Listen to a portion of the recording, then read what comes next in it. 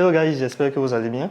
Alors, ça fait déjà un moment depuis la dernière vidéo et depuis lors, pas mal de choses se sont passées sur les marchés financiers, notamment sur le marché des cryptos.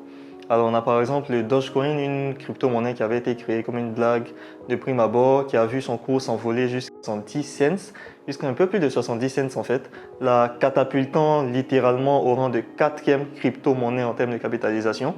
Très loin donc devant des crypto-monnaies comme le Ripple par exemple, qui existait depuis bien longtemps je pense. On a aussi l'Ethereum qui a aussi vu son cours littéralement s'envoler. De 150 $ en 2020, cette crypto-monnaie est passée à plus de 4000 $ à son plus haut aujourd'hui. Alors on a aussi eu le Bitcoin qui s'est littéralement envolé grâce à certaines institutions comme Tesla et donc comme Elon Musk, qui avait mis l'idée d'accepter le Bitcoin comme moyen de paiement pour les Tesla et qui très récemment s'est ravisé, faisant encore une fois chuter le cours de la crypto-monnaie. Alors il faut dire aussi que certains tweets d'Elon Musk ont juste contribué à envoyer le Dogecoin littéralement sur la lune, comme on dit, to the moon.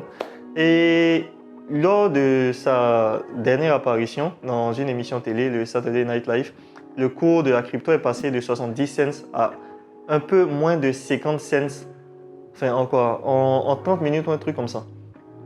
Alors, devant tous ces bouleversements qui ont eu lieu, devant en fait l'envolée des crypto-monnaies, nombreuses sont les personnes qui se demandent comment faire pour acheter des cryptos, comment faire pour détenir un portefeuille de crypto. Alors, c'est à cette question-là qu'on va répondre dans cette vidéo. Alors, ce qu'il faut savoir de prime abord, c'est qu'il existe deux types de portefeuilles.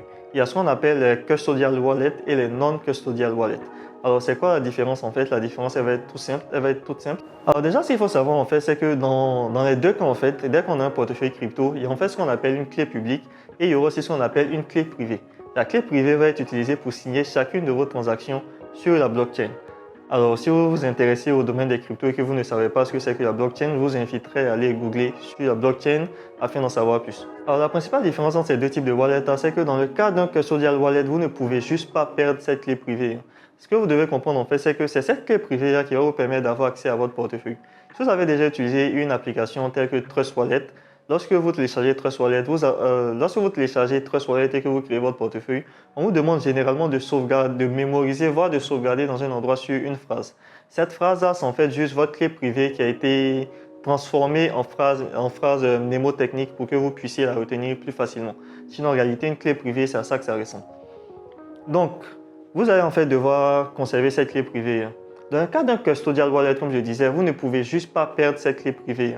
Parce que lorsque vous détenez un custodial wallet, ça veut dire que vous avez créé votre compte sur une plateforme et c'est donc cette plateforme-là qui détient votre clé privée. Vous ne pouvez donc juste pas perdre cette clé. Pour avoir accès à votre portefeuille, ce sera donc via en fait le traditionnel nom d'utilisateur, l'adresse email et le mot de passe. Ça, c'est le premier avantage d'un custodial wallet. Le second avantage, c'est en fait que sur la majorité des custodial wallets, vous allez pouvoir procéder à des échanges avec très peu de frais, voire même souvent sans frais en fait. Vous allez pouvoir échanger une crypto comme une autre avec très peu, voire sans frais. Alors, le gros inconvénient avec les custodial wallets, c'est que si la personne qui a créé la plateforme disparaît, elle disparaît avec vos cryptos. Et si vous pensez que ça n'est jamais arrivé, dans les débuts du Bitcoin, il y avait une énorme plateforme aux États-Unis qui était numéro 1 à l'époque et qui s'est fait, par exemple, qui s'est fait pirater et donc qui a perdu tous les Bitcoins de ses clients. Plusieurs milliards de dollars envolés. Alors, ce qui s'est passé aussi très récemment en Turquie, c'est que les propriétaires de la plateforme numéro 1 d'achat des cryptos en Turquie se sont juste envolés. Pouf, ils ont juste disparu dans la nature avec toutes les cryptos de leurs clients. Alors ça va être selon moi le plus gros inconvénient des custodial wallets. Si vous créez votre compte sur une plateforme qui n'est pas de confiance et que les personnes qui ont créé cette plateforme sont de mauvaise foi, ils peuvent juste s'envoler avec toutes vos cryptos et donc ce sera donc tous vos investissements qui partiront en fumée. Le second type de wallet, ça va être naturellement ce qu'on appelle les non-custodial wallets. Dans le cas d'un non-custodial wallet, c'est vous qui détenez votre clé privée. J'avais pris tout à l'heure l'exemple de Trust Wallet. C'est en fait vous qui détenez votre clé privée.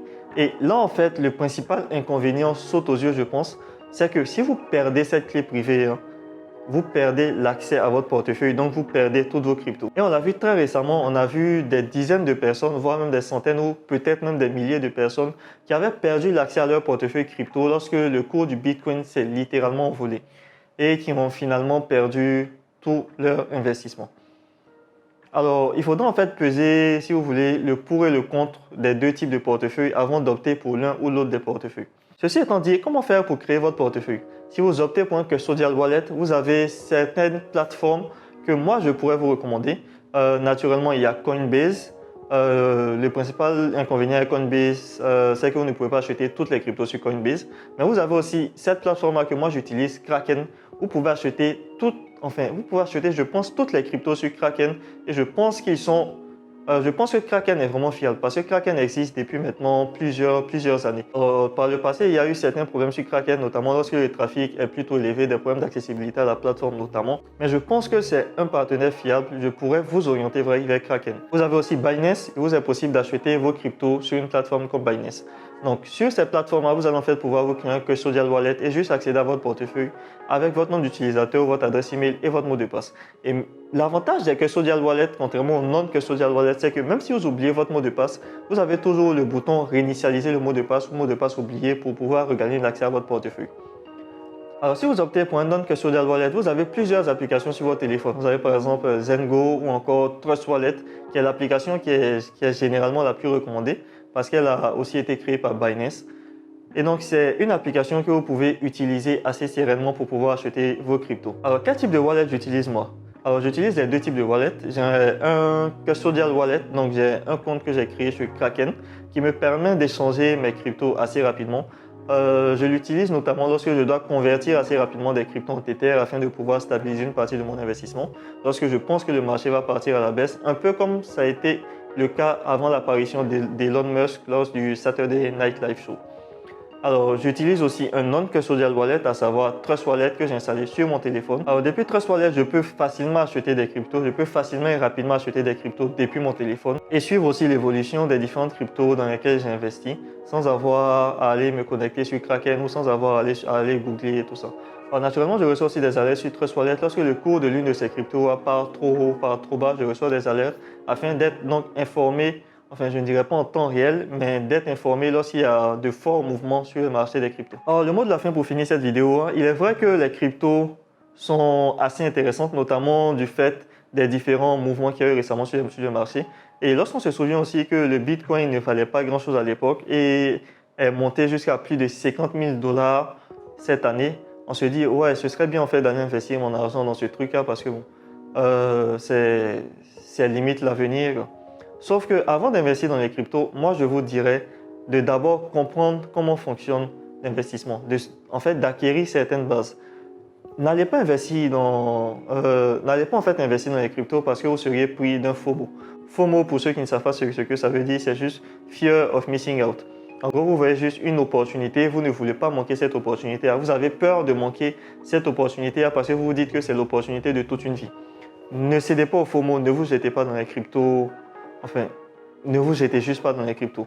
Cherchez d'abord à comprendre la chose, cherchez à comprendre comment fonctionnent les marchés. Commencez par investir votre argent, commencez par investir votre argent dans des entreprises, dans des ETF à faible risque, histoire en fait de vous familiariser avec ce domaine. Le marché des cryptos est extrêmement volatile, comme on l'a vu très récemment.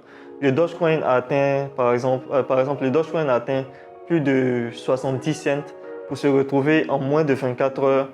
Enfin, à limite la moitié en fait, à 0,40 cents ou à 0,48 cents. Et avait même continué à descendre le lendemain.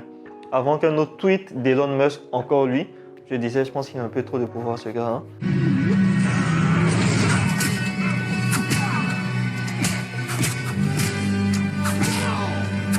Remettre à nouveau le Doge sur les rails. Donc, renseignez-vous, apprenez avant tout, avant de vous lancer dans le domaine des cryptos. C'était Malik, on se dit à bientôt pour une nouvelle vidéo. Ciao!